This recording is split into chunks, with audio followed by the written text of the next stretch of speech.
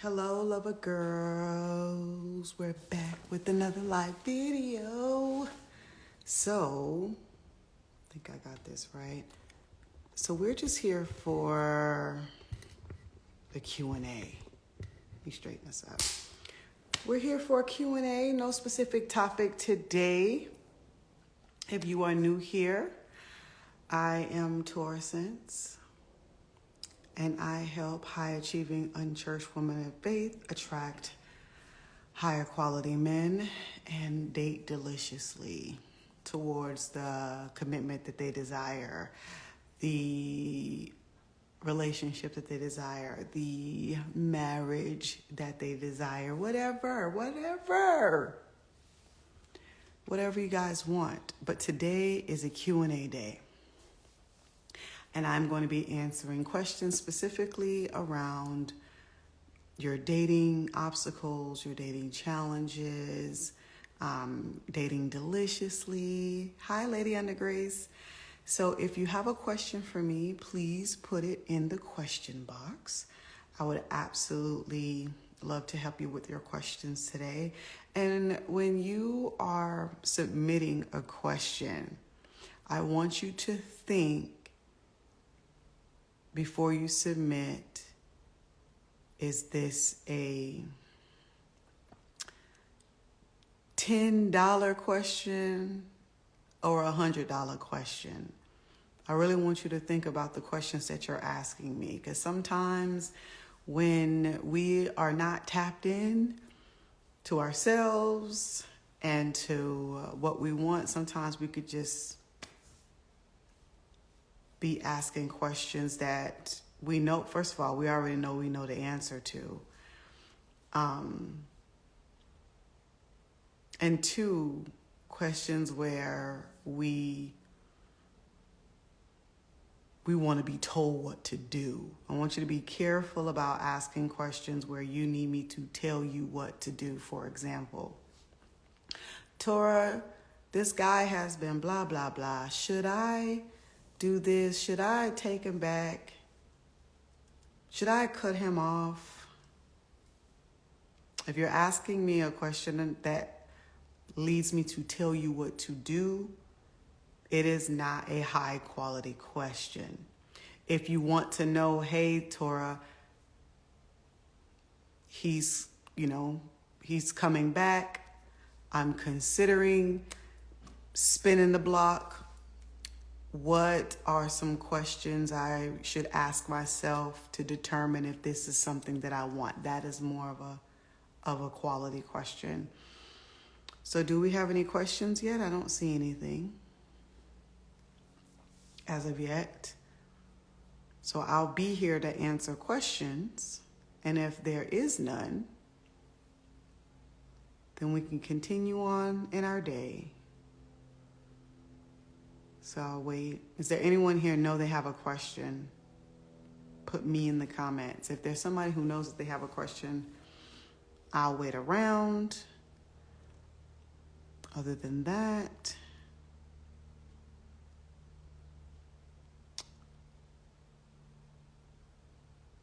someone said my roster is back to 0. I'm feeling tired. What is your advice? It depends on what you would want advice for. What do you want advice for specifically?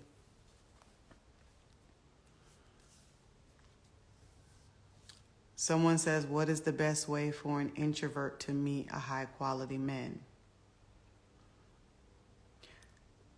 What are you defining as introvert? Because that's like saying, what's the best way for an introvert to meet new people? Typically, people think introverts mean that the person is shy, or that the person is insecure, or that the person has anxiety. That's not an introverted person.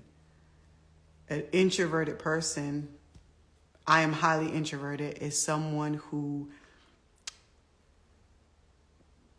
needs to be by themselves in order to create the energy that they need on a daily basis. It's someone who strongly prefers alone time in order to recharge, in order to renew, in order to refresh. That is not the same thing as I'm shy, I'm scared. Those are insecurities. So when you ask, what are the best ways for an introvert to meet men, I'm going to speak to what introvertism means and say the best way for you to meet men is to meet men when you have fully recharged. That's what I would suggest if we are talking about introvertism, is to make sure that you are fully recharged. Make sure you have a considerable amount of alone time, and then go meet men. If we're talking about shyness, anxiety, that's not introvertism. So I would need to know from you, what do you mean by introvert? Someone says, good to see you, Torah. Listening for several years has been so refreshing. Thank you. Thank you. Hey, girl, how are you? Hello. Hi, Rachel. Thank you. Okay. Who has other questions? And if you have joined so far, again, one of the things that I ask you to do here is to provide higher quality questions and try to be very specific, right? Because this isn't a coaching call where I can dig deep into what's happening for you on this live. For example, if you're like, hey, Torah, like someone said, hey, I'm tired. Can you give me some, like, say I'm tired, I had a rotation. I don't know what to do with that, because you're not asking specifically what you want help with, or specifically how you want to overcome a specific obstacle. I want you to think about what you're asking me here. The quality of your questions are going to determine the quality of your actions. And the reason why that's like that, some of you might feel frustrated that's how I answer questions. That is how I maintain the integrity of my work. Because everything isn't cookie cutter. Like, I could give you some cookie cutter dating rules. I could throw that out to you. But you guys aren't cookie cutter women with cookie cutter situations. For example, if someone gets on here and say, Torah, should I go back to my ex? It's not responsible for me to throw out, girl, never spin the block. I mean, there's so many different variants there. There's so many things that's happening. And so it's very important to be specific. And I do know, as high achieving women of faith, and I am answering questions right now. If you guys have questions, I'd love for you to put them in the question box. Us women of faith, we oftentimes have not been allotted the space, or we have not created the space for us to really dig deep into what our desires are. To really think about what we want to experience. And because of that, that's one of the reasons why we ask the type of questions that we ask. Because we haven't, we're looking outside for people to tell us what to do, and not actually looking for guidelines based upon our own values, our own desires. That's what I want you guys to think more on. I really want you to tap down deep inside and think about, what do I want? So instead of asking me questions like, should I respond to this or not? The question is, Torah, I've decided that I want to respond. And I'm having trouble putting my response into words. Y'all see the difference? Or Torah, should I go on this date or should I not? When we're tapped into our ourselves and our desires, that comes, the question isn't, should I do this and should I do that? It's like, okay, Torah, so I actually really want to go on a vacation with this guy. We've only known each other for a few weeks. How do I make sure I can go on this vacation where I feel safe and comfortable at the same time, right? Those are better questions than should I go or should I not go? Because then you're looking for my permission, and I do not give grown women permission to do anything. Because you are grown and you should be giving your own self permission to do these things. You should be, the questions that you have should be centered around, now that I've made my decision and now that I know what I want, help me get it, Torah. Versus tell me what I should want, Torah. Tell me what I should do. Someone says, great appreciation to your style of teaching and coaching. Thank you, Torah. Thank you. So someone has a question. I had a makeup shoot today. Amazingly, the makeup artist said she met her husband on TikTok. There's a guy we've been speaking on Instagram. Do you think I should pray about him or ask him questions? Again, you guys are asking me for permission. Should I ask him questions or should I pray about it? You are asking me for permission, and I do not give grown people permission, as I have said. I need you to tap down deep inside and ask yourself, what do you want to do? I'm going to meet you at the point where you've already tapped into yourself, but I'm not going to tell you what to do. That is not any other human's job, is to tell you what to do.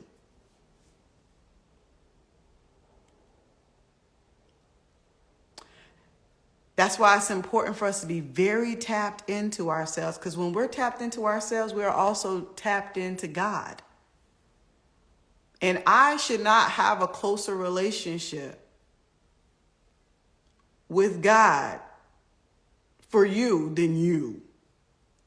This is why I'm always pointing you guys back to you. Okay.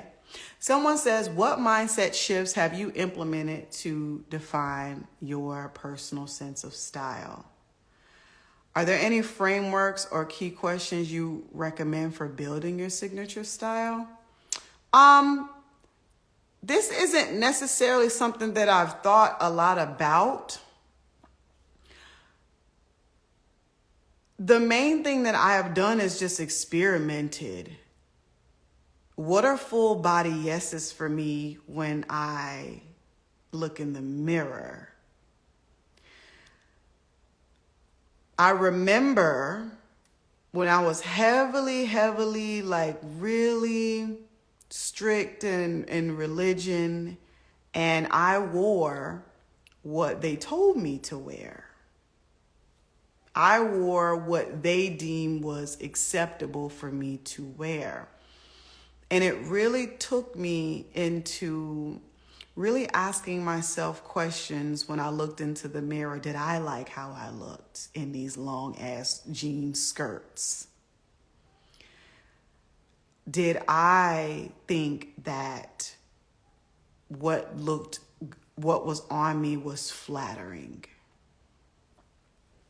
Did I light up when I look at myself in the mirror? And then what pieces of clothing or what accessories did I feel put smiles on my face instantly? Like I didn't have to grow into it. Or say, oh, if I wear it again, it might look better. Or if I lost weight, it would look better. Or if I gained weight, it looked better. Or if my hair looked like that, it would look better. It's either it looks good on me now, or it won't be a part of my wardrobe, or it won't be a part of my accessory collection, I will not be wearing it. I will not be purchasing it. I will not be having it to wait until there's this perfect time that I feel like in life that is going to look good on me. And so for you, I would ask myself those questions and really just experiment. It wasn't one day that I decided like, this is going to be my personal style. It was like, okay, Torah, like, try these on, like try these earrings on. And these are like my faves, one of my favorites. And this ring, a client bought me this ring and I wear it all the time. She might be on here. Her name is Cindy. She knows my personal style. My personal style is more of modern, boho, Afrocentric chic. My home is decorated that way. My jewelry is that way. My clothing is that way. Even the way my hair is often styled is that way. I choose like accessories, like even water bottles that accentuate that stuff. And like people know like, oh, that's Torah style. So they know dresses to send me like, oh, Torah, this will look great on you, you know? So that's what I would do. That is what I would do, is like really experiment and ask yourself what lights you up. Yes, Cindy's here. Cindy, I wear this ring all the time. I love this ring so much. Melissa, thank you. She says the reason, I wear it all the time, Cindy, all the time. Someone says the reason I ask this is because I feel like my experimentation is so rooted in what the popular look is today. I feel like I adopt new styles as they come in, but it doesn't feel like me. And I want you to know that that's okay. I don't want you to think that, oh, it's wrong or I shouldn't be doing this. I want you to have complete acceptance that you're experimenting in what you see. It's a normal thing to do, to see the world, to see what people are doing and then trying them out for yourselves. Perfectly okay. And then when you notice that, I thought I would like it, but I don't think this is a good fit for me, then you can say no. And all of it's okay. Like have complete acceptance and love for every part of your journey, and know that there is no rush, and know that your style will continue to evolve as you evolve. I never would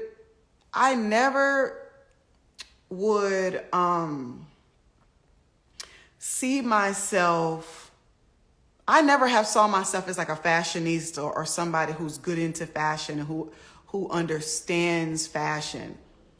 I do not like to shop. Shopping does not light me up. But when I do see something that fits me, I'm in love with it. And then people become in love with it because of how much I am in love with it. Yes. So thank you for asking that question. That was actually a very interesting question. This ring.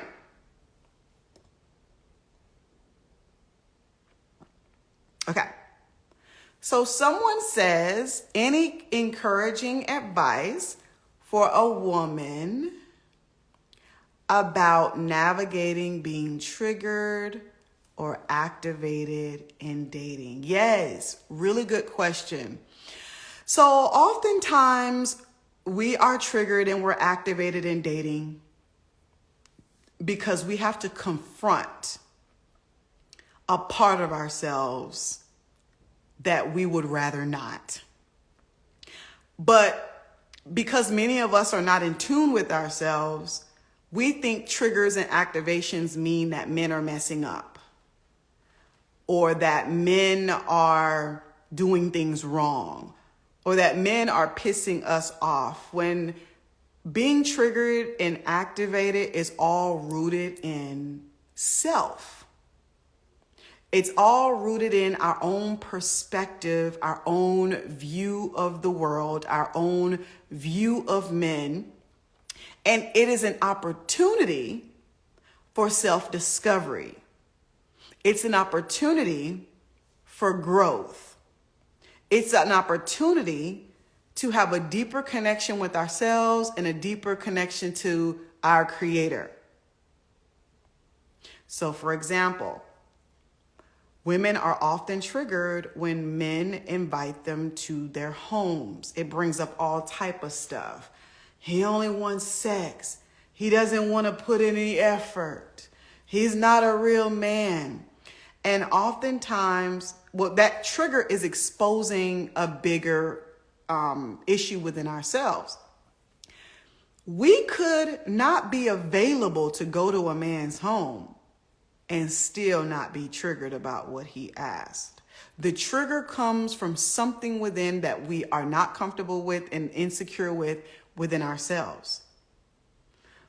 Because men have every right to ask for what they want, which they consistently do. But us women, especially us women of faith, we typically don't ask for what we want. And so oftentimes, if those questions come up, we're often triggered or activated by our lack of boldness, our lack of ability to express what we want. And so we project our own insecurities about not showing up the way these men show up, not having the same audacity, and we project it on them and we judge them for it.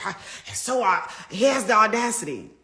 Yeah, but we don't have to be upset about that. We don't need to be activated, and actually we can be inspired by it.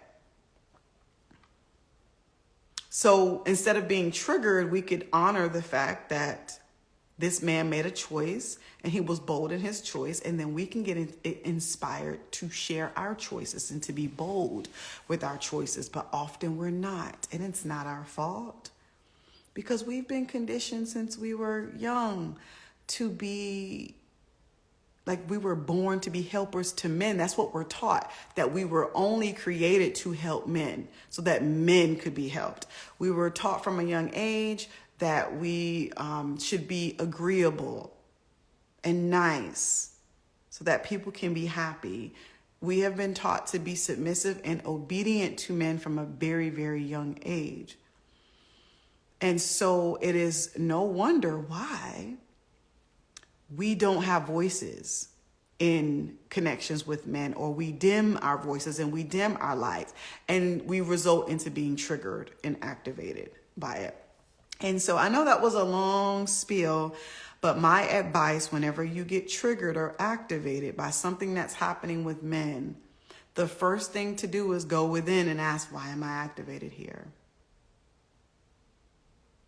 Why?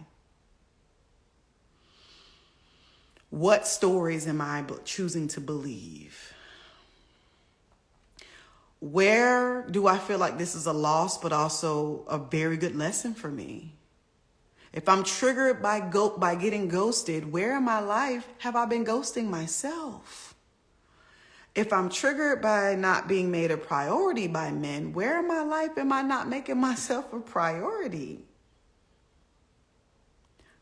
I teach my clients that men are mirrors to how we show up in this world. And whenever we're interacting with men, it is showing us our reflection. And so I teach my clients to use that reflection for spiritual and personal growth purposes. Spiritual and personal growth purposes. So when they're dating men, we never talk about these men in the coaching. Whenever they bring to me a problem, we always go back to what's happening with inside them, because that's the only way they can clean up the patterns that they're having with men.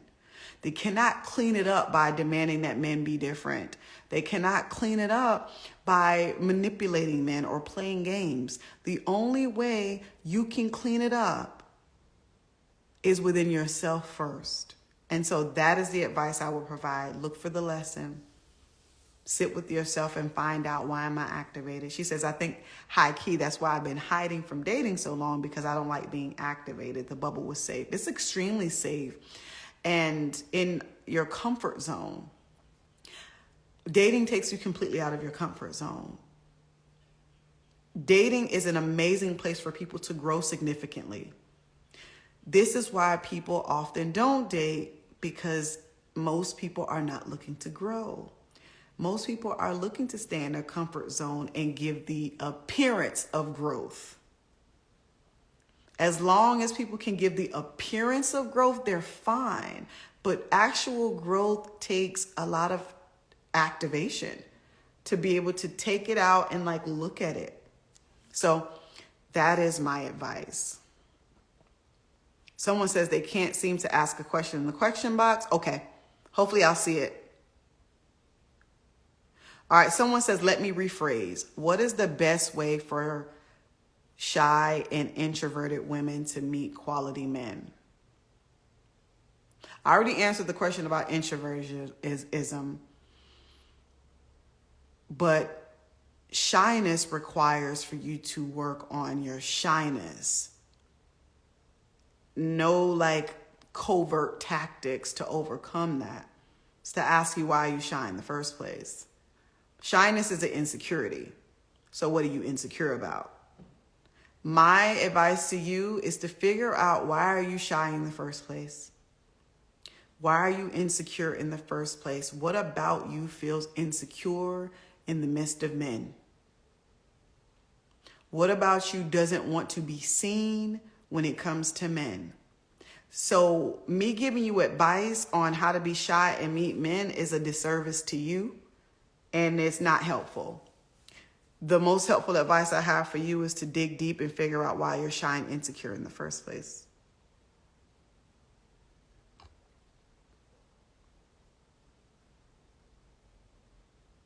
Okay. Someone says, can you speak more on co-creating a life that lights you up? What does that mean when you're dating? So if we're talking about co-creating a life that lights you up when you're dating, I'm assuming you're not just talking about life outside of men. I'm assuming you're talking about co-creating while you're dating men, co-creating experiences with men. Because you can co-create a life that lights you up with or without dating. But if we're co-creating experiences with men, that looks like declining anything that does not align with you. I know women who want to go on dates and weeks have passed by and they're still talking on the phone with men that aren't planning dates, so they're frustrated. I know women who are answering questions from men that they are not ready or comfortable to answer or to talk about.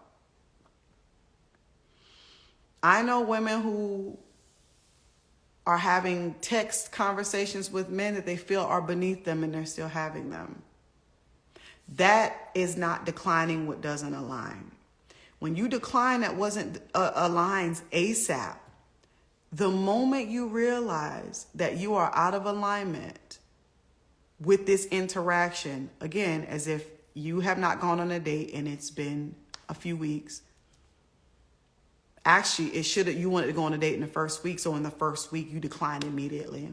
I'm unavailable to continue connecting unless we go on a date. So that's number one, you decline what does not align instantly, because that's not lighting you up.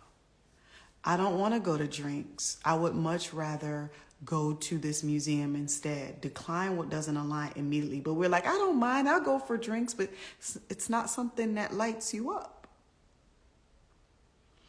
And then in order to be lit up, so decline what doesn't align and express what you want to experience while dating. Decline what doesn't align and express your desires while dating. So when you decline, you let men know what you want to experience. I'm ready to get off. I've talked to you on the app. For today, I would love to hop on a video call. I've enjoyed this phone conversation. I would love to go on a date. I'm not interested in drinks, but I am interested in the museum. I am available this weekend. I would love for you to take me here. I am unavailable to talk about my ex right now, as when I gain more, when I build more rapport with you, I would be happy to talk about my ex. But right now, I really want to spend time connecting with you. It's my birthday month.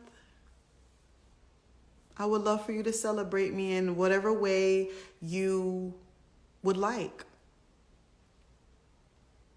That is how you curate dating experiences that light you up.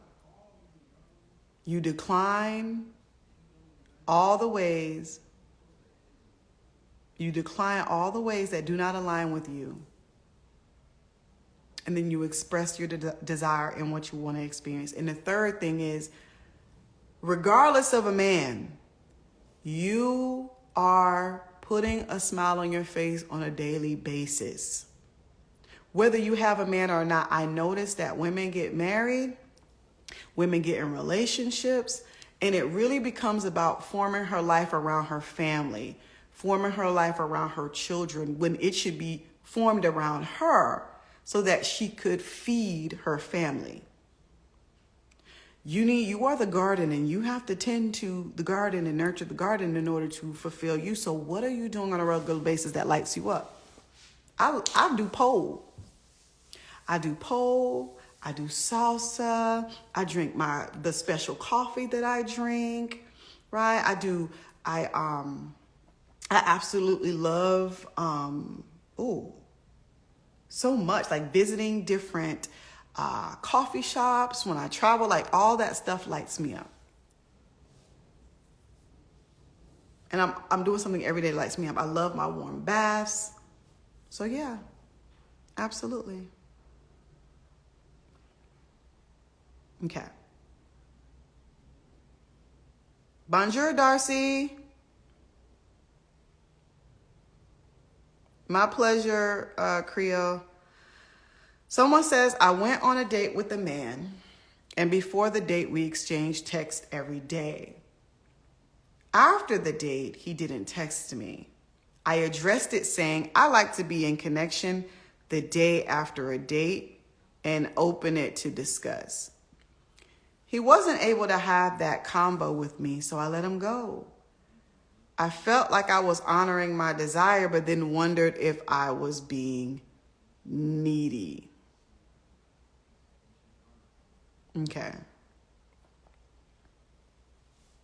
So the first thing I would ask you is,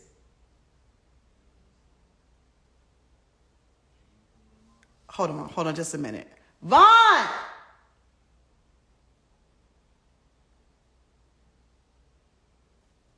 Okay.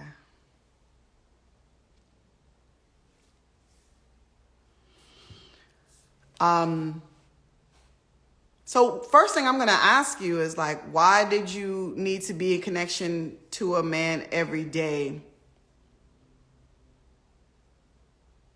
and he's not your man? That's what I would like to know. So your desires, it shouldn't be connected to or attached to a man. So some of these desires that we say that we have, oftentimes they're not actually desires. They are need for maybe validation or to feel something. But I would actually want to know why is there an attachment? If your desire is attached to a particular man or attached to that scenario. That's what I would like to know.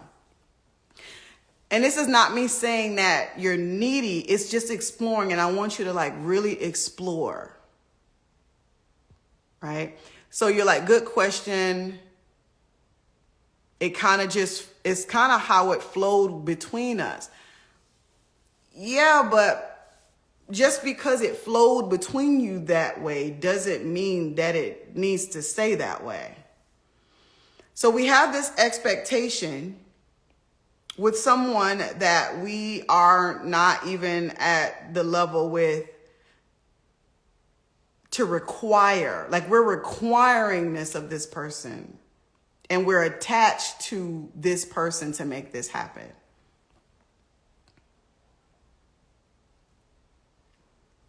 I need us to talk every day. Why?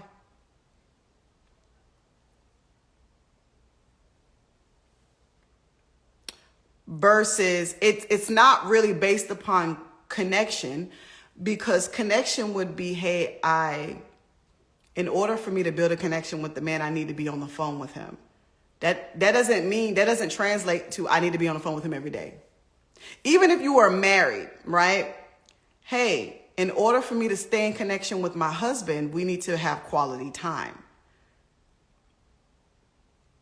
That's not the same thing as I need to be with my husband up under him and have this time every single day.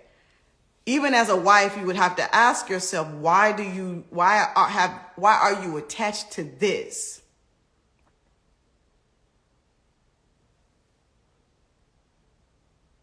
Okay? That's what I would ask myself. This man is not even my man, and this is what I'm attached to. To me, that's different than a desire. I think it's a faux desire. We think it's a desire when it really is something that we're trying to avoid, we're trying to fulfill for ourselves, especially when the man is not our man. Are we looking for security? If we're looking for security, that things are cool between us and that man, it's not a desire. It's an insecurity. If we are looking to know that this relationship is moving forward, that's not a desire. It's an insecurity. So I might need to talk about the difference between a desire and an actual insecurity. I need to figure out how I want to talk about this, because I want to be clear, because it can be confusing if you're new to these concepts. I can see how it can be confusing.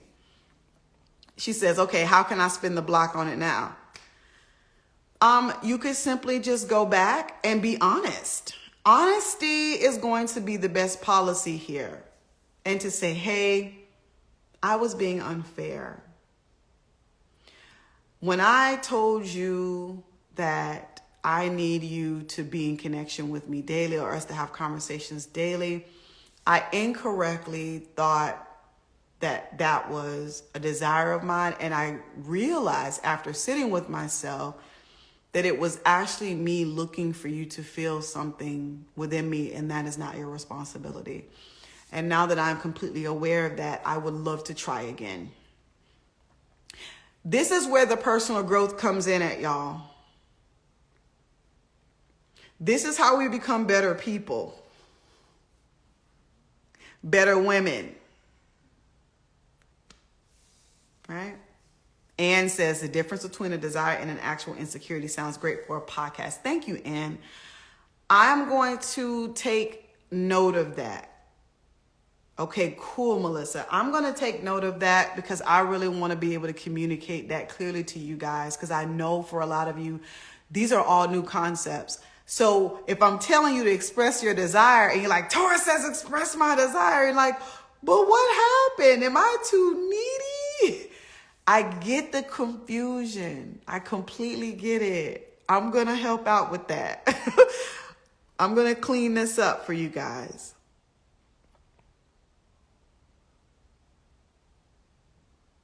Okay. Trying to look for more questions in the question box. All right. Somebody said my question wouldn't post in the box. Okay. I'm sorry about that. I don't know what's going on here.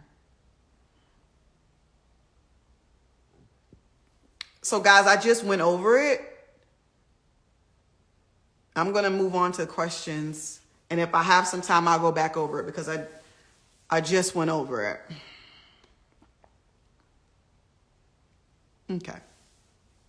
Someone says, my dating profile has cooled in terms of mutual matches. Hinge and Bumble, do you have any suggestions for my stale profiles? Yes, I do. I suggest switching things up. I suggest uploading new photos. I suggest switching up your bio. Those are things that I suggest you do. Or you might want to delete it and create a whole new account. But I'm suggesting that you switch out photos. I typically would switch out a photo every couple of weeks. I would switch out photos every couple of weeks.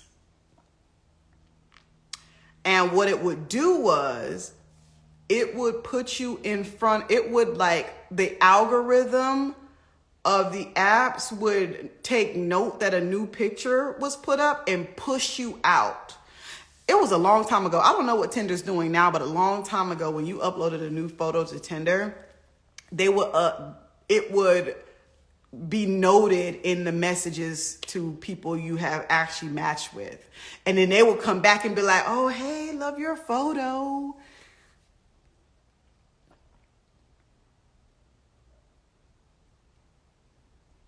Anne says when we're talking about like, oh, let me not go to that just yet, because I want to make sure we're clean with the dating profile. Does that make sense with the dating profile?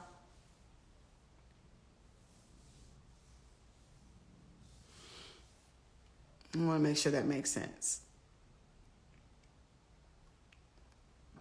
Excuse me. Had a little burp there. Okay, cool. Yeah, I would if something is stale, look at all the places where we're being stale. If we have not updated our stuff since we posted it, then we are being stale. So therefore, it's reflected in our interactions with men. Anne says, when it comes to desire versus insecurity, one is connected to us meeting a need for ourselves, and one is attached to the outcome based upon what we unfairly want from someone else because of fear. And I think that's a beautiful breakdown. Look at Anne. I think that is a beautiful, beautiful break. Actually, I would like to share it on my podcast. Let me see if I could get that. Okay. Someone says, because I expressed my desire to be aligned with my partner, and he laughed and said I sounded like a politician.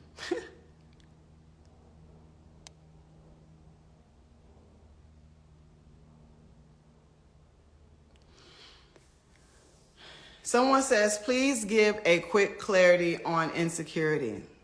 Insecurity is something that you do not feel secure about. It's somewhere where you feel you are not confident in and you lack safety in.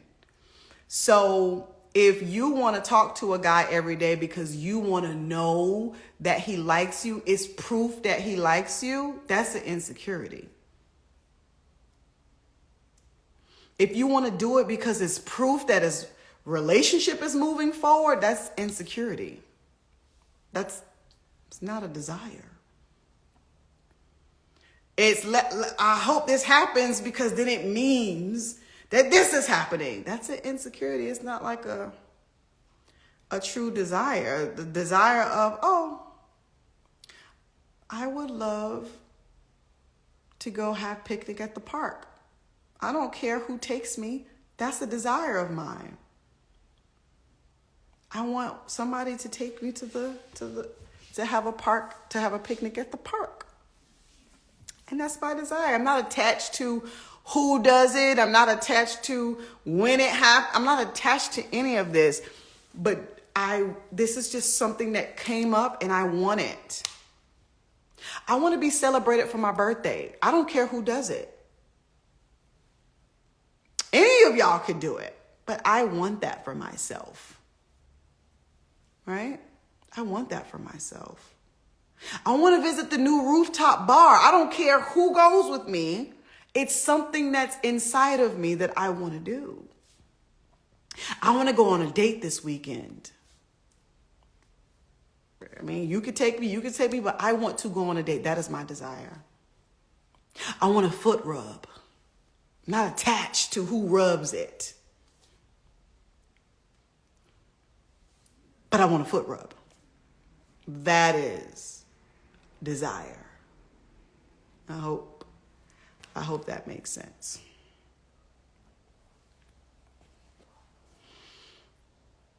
So we got a few more minutes. Does anybody have any more questions they want to put in the question box? Melissa, I'm glad that that's helpful for you.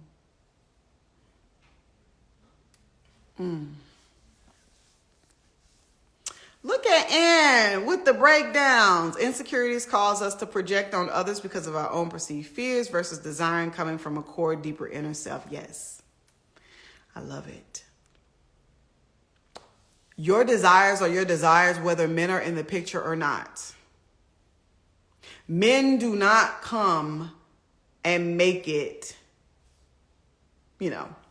Someone says, is there such a thing as being physical too soon? Yes, but not in the way you think. I do not have this belief of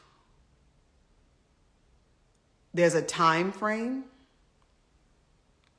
but I do have a belief in what I teach is a capacity. Not a time frame, but a capacity issue. So there is no, you need to wait 3 dates, or you need to wait 90 days, or you should never do it on the first night.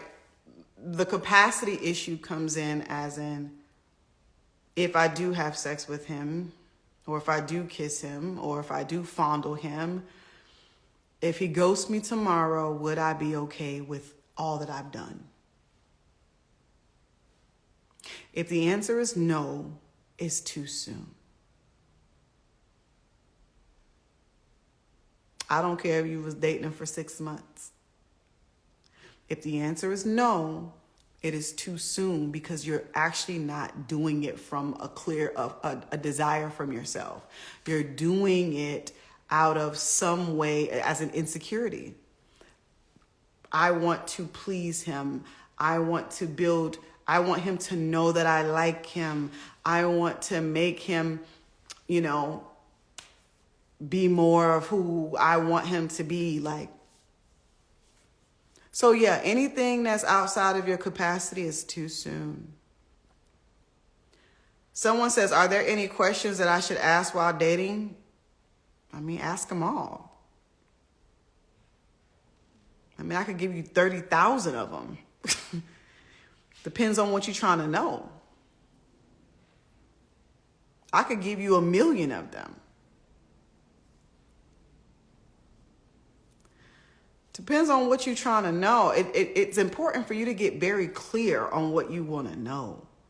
Right now, you're thinking of, just throw it all out there, Torah. No, I actually need you to really think about what you want. Really dig deep and be connected to yourself enough to figure out, what do I actually want to know right now? What's important to me?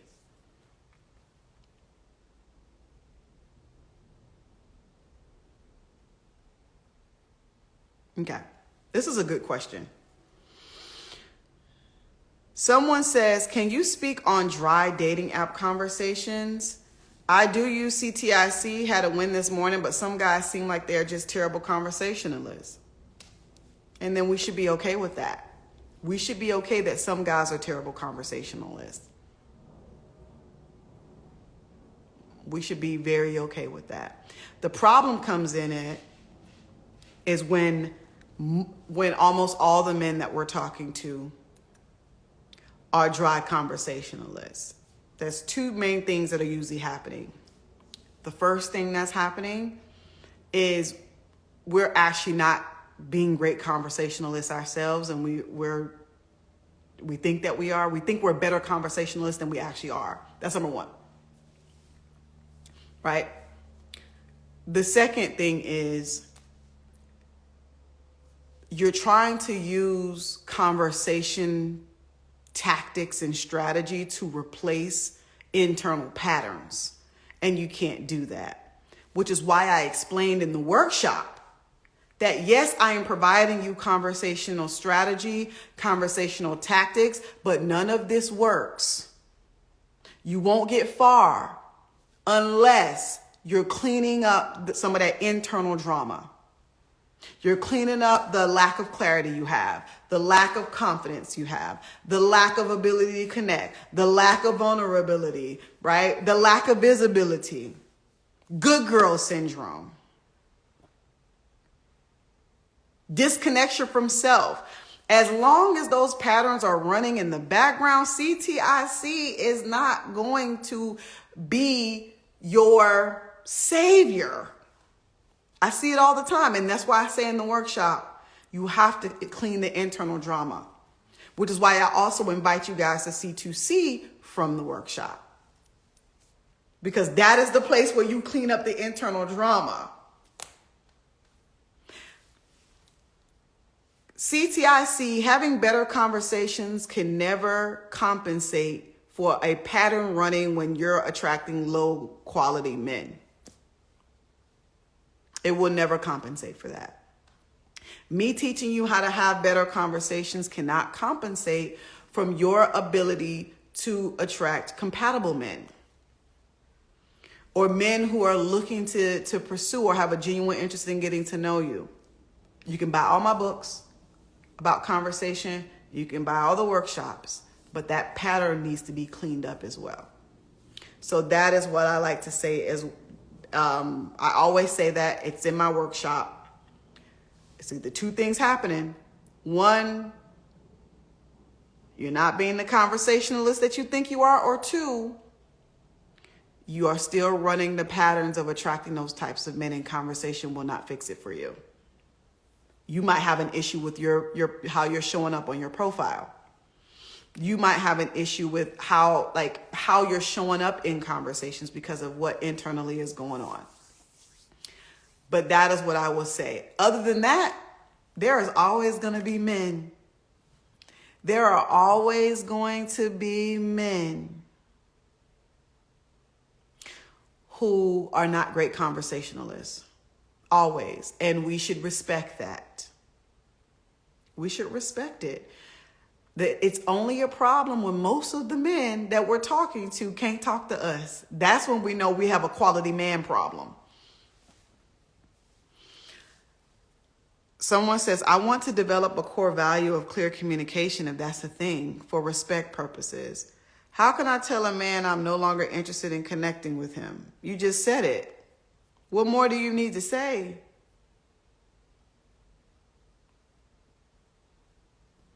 Like, you literally just said it. So guys, going back to conversations, your conversation isn't often the issue. Your confusion on what to say is often rooted in internal issues. Meaning, how do I be nice? How do I not hurt his feelings? How do I not be mean? How do I say it in a way that he doesn't hate me? You guys be saying it to me, and then you're like, how do I say it to the man? I'm like, you just said it to me. The good girl conditioning is the real issue. It's not how do I say it. It's like, if you want to develop a core value of clear communication, you are going to need to ditch that good girl. The more you are laced with good girl, the more murkier your conversations are going to be, because you are avoiding what needs to be said out of fear. So if that's a core value you really want to develop, you got to get rid of that good girl. Got to drop some of that good girl and just start saying what the truth is. People often accuse me of being mean, especially those who are, they like my results and the success I get my clients, but they think I'm mean while coaching. They're not used to people, especially a woman, being very direct, because women are taught to be really nice and to add a lot of filler words and wrap things up in a bow and not hurt people's feelings. And I am not here to avoid hurting your feelings. That is not my responsibility. I am here to say the truth so that you can get the help that you actually need and the guidance that you actually need. And it doesn't always feel good, right? But I work really, really hard at communicating truthfully and not nicely. So that is what I want you to really look at. Where are the ways that you feel like you're in good girl mode? Like you want to be nice. And that's what I'll start there first.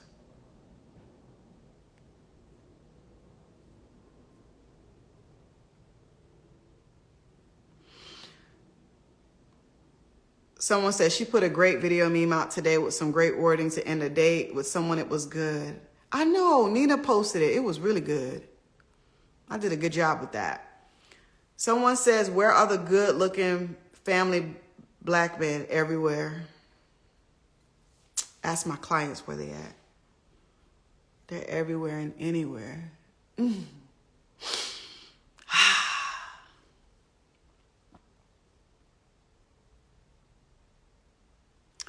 Everywhere and anywhere. And just as delicious as ever. Cindy, tell them where they at. Tell them where they at, Cindy. Cindy was one of those that thought I was mean. And she thought that she wouldn't be able to attract the types of men that my clients attract. And then she became a client. And now they're everywhere. In order for quality, good-looking, attractive black men or white men or Asian men or Arab men or, you know, in order for them to be everywhere, you really need to, there needs to be a shift within you. And that's the problem. You need a fine-ass man to turn you on. You got to turn yourself on first. You got to turn yourself on. Once you get turned on, you'll start seeing these men everywhere. You'll start seeing them everywhere.